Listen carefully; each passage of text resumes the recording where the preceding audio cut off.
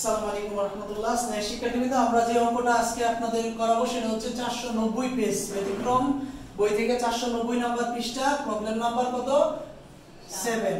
এটার মধ্যে যে কোশ্চেনটা বলছে এটা হচ্ছে আপনার ওয়াইটিএম রিলেটেড। তবে ওয়াইটিএম জানতে চাইলো এই কোশ্চেনটা অনেক একটু জটিল, কারণ এখানে একবার অবহার আছে একবার অধিহার আছে। মানে হচ্ছে আপনার ডিসকাউন্টে ইস্যু করা হয়েছে, কিন্তু যেই দিনকে আমরা বলটা পরিশোধ করব সেই দিনকে আবার এটাকে প্রিমিয়ামে করা হয়েছে, মানে অধিহারে করা হয়েছে। এই ধরনের দুইটা জটিলতা একটা অঙ্কের মধ্যে নিয়ে আসা হয়েছে। তারপরে আবার ফ্লোটেশন কস্ট যুক্ত করে দেওয়া হয়েছে, যেটা আমরা নিট সেলস ভ্যালু বের করতে গেলে এই ধরনের জটিলতা আমাদেরকে কি মানে লক্ষ্য রাখতে হবে। তাহলে প্রথম কথা হচ্ছে কোশ্চেনে বলা আছে 9% মানে একটা 9%, তাহলে সুদটা হবে কত পার্সেন্ট?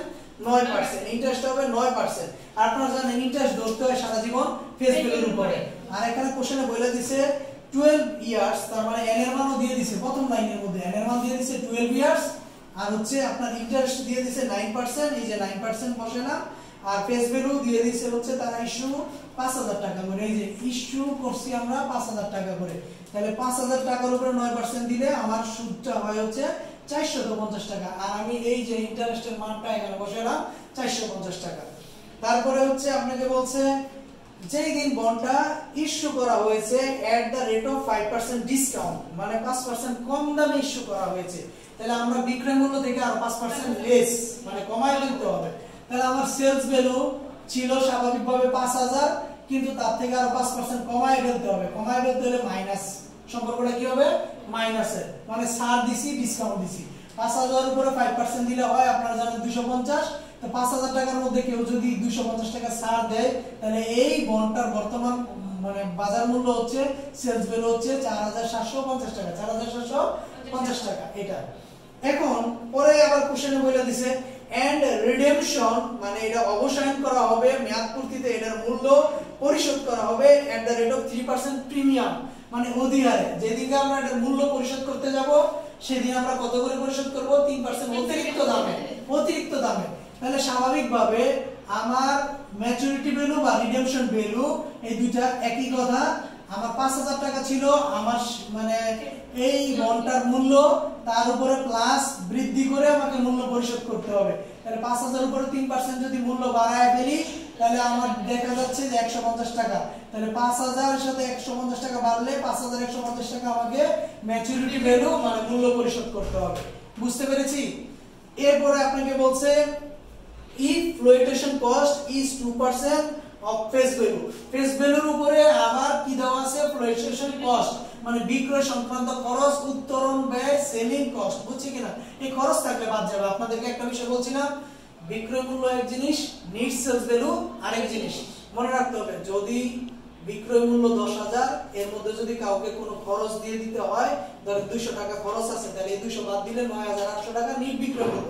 কিন্তু যেদিন কোনো খরচ থাকবে না, যেটা বিক্রয় মূল্য সেটাই কি হয়ে যাবে?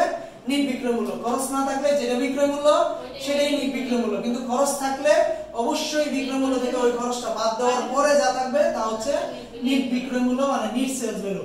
যেহেতু আমাদের ফ্লোটেশন কস্ট আছে, তাহলে সেলস ভ্যালু যা নিট সেলস ভ্যালু আজকে তা নয়। তার মানে 4750 টাকা হলো আমার সেলস ভ্যালু। 4750 টাকা কি সেলস ভ্যালু, তার থেকে মাইনাস ফ্লোটেশন কস্ট বাদ দিলাম। কিভাবে দেখেন, আপনাকে বলছে 4750 টাকা হলো আপনার সেলস ভ্যালু। এখন ফ্লোটেশন কস্ট এটা ধরতে হবে কার উপরে? ফেস ভ্যালুর উপরে। কোশ্চেনে বলে দিছে, যদি কোশ্চেনে বলে না দিয়ে বলতো সেলস ভ্যালুর উপরে, তাহলে 4750 টাকার উপর ধরতাম। বাট কোশ্চেন আমাকে বাধ্য করে দিছে ফেস ভ্যালুর উপরে ধরো। তাহলে 5000 উপরে 2% দিলে আমি জানি 100।